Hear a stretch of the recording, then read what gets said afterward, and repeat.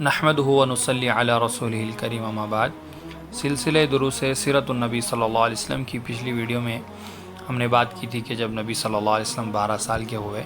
تو اپنے چچا کے تجارتی قافلے کے ساتھ آپ شام گئے اور وہاں بحیرہ راہب کے ساتھ ایک واقعہ پیش آیا جس سے ہمارے نبی صلی اللہ علیہ وسلم کے نبی ہونے کی جو نشانیاں تھیں وہ معلوم ہوئی۔ اس ویڈیو میں ہم چند چیزوں کے بارے میں بات کریں گے۔ ایک تو جنگ فجار، اس وقت ہمارے نبی صلی اللہ علیہ وسلم کی عمر 14 سال تھی اور اس سے ہمارے نبی نے کیا سیکھا، اور اسی طرح اس کے بعد ہمارے نبی کی جو پاکیزہ جوانی تھی اس پر گفتگو کریں گے اور اس سے کیا فائدے حاصل ہوتے ہیں اور پاکیزہ جوانی گزارنا کیوں ضروری ہے۔ تو نبی صلی اللہ علیہ وسلم جب 14 سال کے ہوئے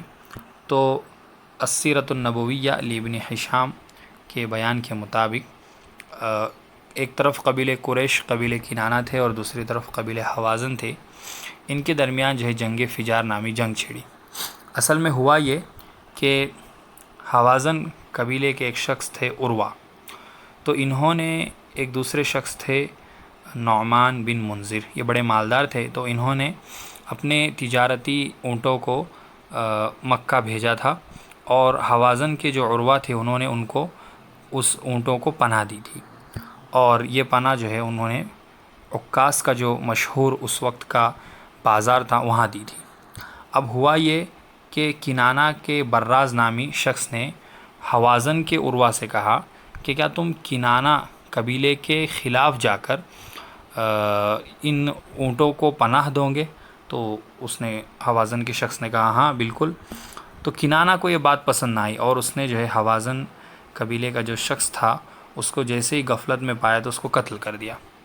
اب یہ خبر جو ہے جو کنانی نے اس کو قتل تو کر دیا، لیکن یہ خبر جو ہے کنانہ قبیلے کو پہنچی تو یہ لوگ جو ہے اپنے آپ کو بچانے کے لیے، پتہ تھا کہ ہمارے ایک شخص نے دوسرے کو قتل کیا، اس کا قبیلہ ہم پر حملہ کرے گا، تو اپنے آپ کو بچانے کے لیے یہ لوگ دوڑے کعبہ شریف کی طرف۔ لیکن ہوا یہ کہ حوازن قبیلے کو یہ بات پتہ چل گئی کہ ہمارے ایک شخص کو قتل کیا گیا ہے، تو انہوں نے کنانہ کا پیچھا کیا اور حدود کعبہ میں، کعبے کے حد میں پہنچنے سے پہلے ہی ان کو پکڑ لیا اور بڑا سخت جنگ ہوئی، قتل و قتال ہوا۔ اس کے بعد پھر جو ہے باقاعدہ قبیلہ قریش اور قبیلہ کنانہ ایک طرف ہوئے اور قبیلہ حوازن ایک طرف ہوا، اور ان دونوں کے درمیان کئی دنوں تک یہ جنگ چلی۔ یہ جنگ چونکہ حرمت والے جو 4 مہینے ان دنوں میں لڑی گئی، تو یہ ایک گناہ کی بات تھی، اس وجہ سے اس جنگ کا نام جنگ فجار رکھا گیا۔ فجار عربی میں کہتے ہیں فجرہ، گناہ کو، غلط چیزوں کو، فاجر جیسے ہمارے لینگویج میں کہتے ہیں فاجر، فاسق۔ تو یہ جنگ جو ہے انہوں نے حرمت والے مہینوں میں کر کے ایک گناہ کیا تھا، اس لیے اس کا نام ہی جنگ فجار پڑ گیا۔ اب اس میں نبی صلی اللہ علیہ وسلم فرماتے ہیں کہ کنت انبل علی اعمامی، یعنی میں میرے چاچا کو، میں بھی اس جنگ میں تھا اور میں نے اس میں اپنے چاچا کو جو ہے جو تیر گر جاتے تھے انہیں اٹھا اٹھا کر دیتا تھا۔ تو اس لیے بھی یہ واقعہ سیرت میں بیان کیا جاتا ہے کیونکہ اس میں ہمارے نبی صلی اللہ علیہ وسلم شریک رہے۔ اب نبی صلی اللہ علیہ وسلم اس میں شریک رہے، یہ ہمارے نبی کی پہلی جنگ تھی جس میں باقاعدہ شریک رہے، تو اس سے ہمارے نبی نے بہت سارے سبق سیکھے، بہادری کا سبق، شجاعت کا سبق، جنگی تجربہ ہمارے نبی صلی اللہ علیہ وسلم کو حاصل ہوا۔ یہ پتہ چلا کہ کیسے قبیلے آپس میں لڑتے ہیں، قبیلے میں کون بہت ہی اہم شخص ہوتا ہے، اور یہ سب چیزیں جو ہے آگے نبی صلی اللہ علیہ وسلم کی جو دعوتی تحریک تھی اور جو زندگی تھی اس میں بڑی اس کا اہم ان چیزوں کا کردار رہا۔ جب نبی صلی اللہ علیہ وسلم 15 سال کے ہوئے تو اس وقت کا واقعہ ہے، بخاری شریف میں جابر بن عبداللہ رضی اللہ عنہ بیان کرتے ہیں کہ جب کعبے کی تعمیر ہو رہی تھی تو ذهب رسول اللہ صلی اللہ علیہ وسلم والعباس ينقلان الحجارۃ، کہ آپ صلی اللہ علیہ وسلم اور حضرت عباس رضی اللہ عنہ جو ہے وہ پتھر منتقل کر رہے، تو حضرت عباس رضی اللہ عنہ نے کہا نبی صلی اللہ علیہ وسلم سے اجعل ازارک علی رقبتک، کہ اپنی جو ازار ہے اس کو کندھے پہ رکھ لو تو یقیک الحجارۃ، کہ وہ پتھر سے آپ کے کندھے کو زخمی ہونے سے بچائے گا۔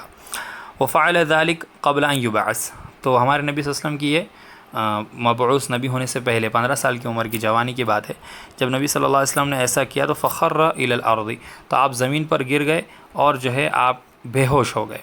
یہاں تک کہ جب آپ کو ہوش آیا تو آپ نے کہا ازاری ازاری، میری ازار لاؤ، میری ازار لاؤ،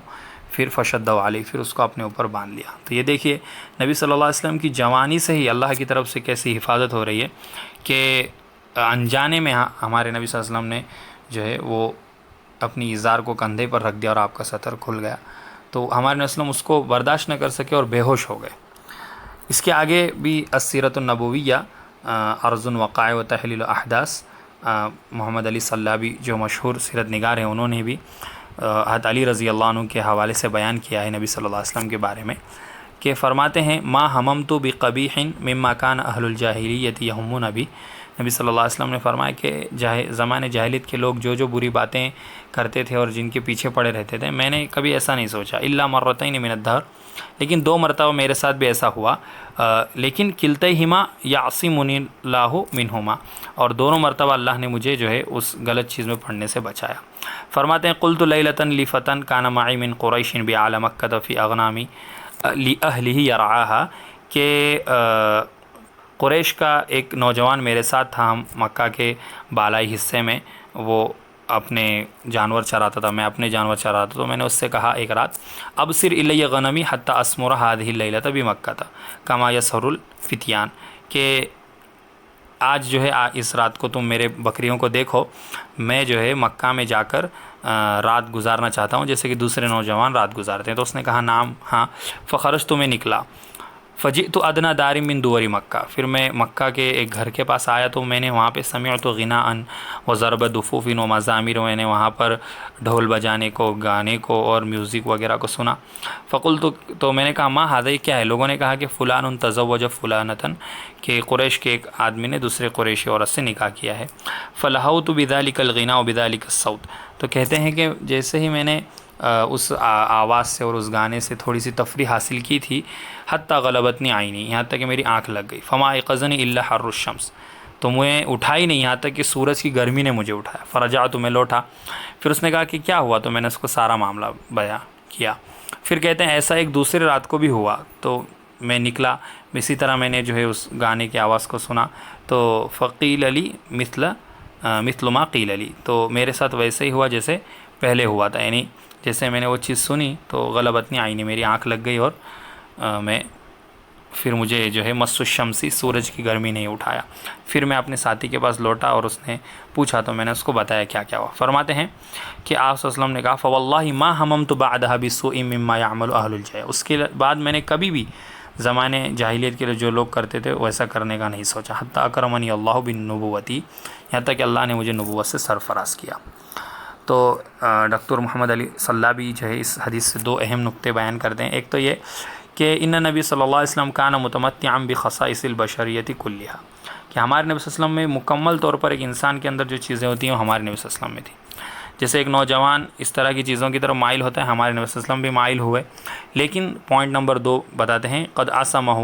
مع ذلک من جمیع مظاہر الانحراف، لیکن اللہ نے جو ہے آپ صلی اللہ علیہ وسلم کی ان تمام چیزوں سے حفاظت کی۔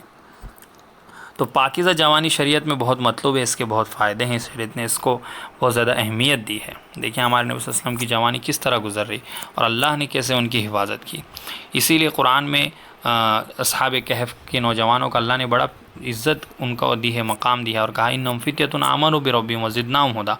کہ وہ نوجوان تھے، واقعتاً وہ نوجوان تھے، تنوین تعظیم کے لیے، کہ انہوں اپنے رب پر ایمان لے آئے اور ہم نے ان کی ہدایت میں اضافہ کیا۔ تو انہوں نے اپنے ایمان کو بچانے کے لیے کہف گار میں پناہ لی۔ اللہ کو ان کی ادا بڑی پسند آئی کہ جوانی کی عمر میں وہ شہزادے ہو کر سارے عیش و عشرت کی زندگی گزار سکتے تھے، لیکن انہوں نے تقوی کو، اللہ کے حکموں پر چلنے کو ترجیح دی اور اپنی جوانی کی حفاظت کی۔ تو اللہ کو بڑا پسند ہے اور اللہ نے ان کا قرآن میں ذکر کیا۔ بخاری اور مسلم کی روایت ہے کہ 7 لوگ جن کو عرش کا سایہ نصیب ہوگا، اس میں شاب نشأ فی عبادت اللہ، ایک نوجوان وہ بھی ہو جس نے اللہ کی عبادت میں پرورش پائی، یعنی اس نے مکمل جو ہے اللہ کی غلامی اختیار کی اور نفس کی غلامی اور لوگوں کے بہکاوے میں نہیں آیا، اور اس نے تمام برے چیزوں سے جو ہے اپنی جوانی کی حفاظت کی۔ اسی طرح ترمذی میں لکھا ہے کہ روایت امام ترمذی نے نقل کی ہے کہ چند سوال ایسے ہیں جن کے جواب دینے تک قیامت میں بندے کے قدم نہیں ہٹیں گے۔ اس میں خاص طور پر یہ سوال ہوگا کہ عن شبابہ فیما ابلاہ، کہ اپنی جوانی کو کس چیز میں لگایا۔ تو شریعت میں جوانی کی بہت زیادہ اہمیت ہے کہ جوانی کو آدمی صحیح طور سے پوری حفاظت کے ساتھ گزارے، اور نبی صلی اللہ علیہ وسلم کی جوانی بھی ہمیں اس بات کا پیغام دیتی ہے کہ جیسے ہمارے نبی نے اپنی جوانی کی پوری حفاظت کی اور اللہ نے ان کی حفاظت کی، اس طرح ہم بھی اپنی جوانی کی پوری حفاظت کریں اور اللہ سے دعا مانگتے رہیں۔ اور ایک اہم نقطہ وہ مصطفیٰ السباعی نے اپنی کتاب ہے ان کی ایک چھوٹی سی سیرت کی، جس میں انہوں نے سیرت کے واقعات اور پھر اس سے ملنے والے پیغامات کو بیان کیا ہے۔ اس میں کہتے ہیں کہ جو آدمی جوانی سے اور پہلی عمر سے ہی نیک اور پارسا ہوتا ہے تو آگے جب وہ کسی دعوتی مہم کو لے کر یا کوئی بھی بات لے کر اٹھتا ہے تو لوگ اس کو جو ہے فوراً قبول کرتے ہیں۔ لیکن اگر ایک آدمی پہلے سے گنہگاری کی زندگی گزارا ہے اور پھر چاہے وہ سچی توبہ کر لے لیکن لوگ جو ہے پھر بھی اس پہ شک کرتے ہیں، اس کی دعوت کو آگے چل کے قبول نہیں کرتے، سوچتے ہیں کہ شاید یہ اس کی کوئی چال ہوگی ورنہ یہ پہلے ایسا نہیں تھا۔ تو اس لیے پہلے سے ہی معاشرے میں جو ہے اپنا ایک مقام ہو اور ہم پہلے سے اپنی سے جوانی کی حفاظت کریں، اس کی بہت زیادہ اہمیت ہے۔ اللہ ہم کو ان چیزوں پر باتوں پر عمل کرنے کی توفیق عطا فرمائے۔